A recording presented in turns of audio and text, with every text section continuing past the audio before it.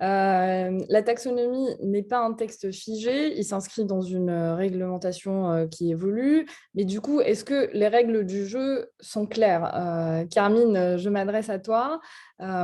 Comment vois-tu les politiques actuelles et à venir et quelles sont les implications et évolutions possibles?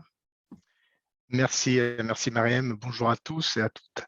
Euh, je pense que autour de la table, ici, on est à peu près tous d'accord sur quel est l'objectif à long terme. Donc, en 2050, la taxonomie, SFDR, les PAI, les labels, etc., on sait tous où on veut aller. Donc, la question de comment on y va.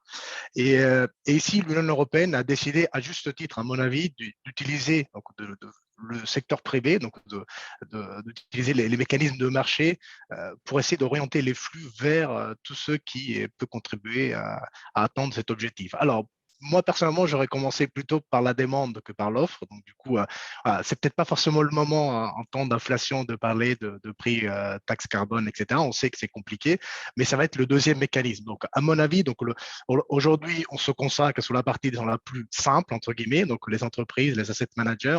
On va essayer d'orienter des flux vers les activités dites vertes. Donc, c'est pour ça qu'on a besoin d'un vrai dictionnaire pour savoir ce qui est vert, ce qui ne l'est pas. Et ensuite, les investisseurs voudront de la visibilité, de la clarté sur est-ce que mes investissements sur les activités vertes pourront bénéficier, peut-être pas demain, mais à terme, Ouais, d'une je dois l'avoir au téléphone dans. d'un avantage quelque part compétitif aussi hein, sur d'autres technologies qui ne le sont pas. Donc ça c'est le volet qui manque. Donc au côté demande, c'est une première évolution. Donc ça va venir petit à petit. Hein. Il faudra pas, voilà, il faudra pas l'exclure. Hein. Le deuxième point, à mon avis, qui va être plutôt d'évolution, c'est la philosophie même. Donc aujourd'hui, quand on parle d'investissement ISR, on parle souvent de politique, de programme, de statement, de target, des choses assez génériques. Donc là, avec la taxonomie, on va passer vers du plus concret. Donc, on va vraiment financer ce qui est vert, ce qui ne l'est pas. Et donc, ça permettra aussi, par exemple, de pouvoir adresser des questions compliquées. Donc, Axel le mentionné en introduction, bah, quid du gaz, quid du nucléaire. Et ça, c'est probablement le troisième point, c'est un peu le risque que la taxonomie devienne une sorte d'aréna politique dans lequel les événements un peu court terme viennent entre guillemets polluer ou en tout cas influencer les décisions. Donc on l'a vu récemment sur l'armement et puis il y a quelque temps sur le gaz et le nucléaire. Donc bon, il faudra être assez rationnel et assez réaliste.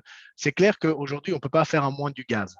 Le problème est que si on s'arrête à il y a 6 mois, bah, le gaz, c'était l'avenir. Et aujourd'hui, on nous dit, il faut arrêter le gaz parce que c'est compliqué. Donc ça, c'est vraiment ce qu'il faudra éviter d'un point de vue des investisseurs, d'un point de vue des épargnants, des entreprises. Il faut vraiment de la clarté long terme. La taxonomie, c'est le bon instrument, mais il faudra le garder en tant que tel. Ça reste un instrument évolutif, y compris sous les standards. Hein. Donc aujourd'hui, Axel mentionnait les critères sous le ciment.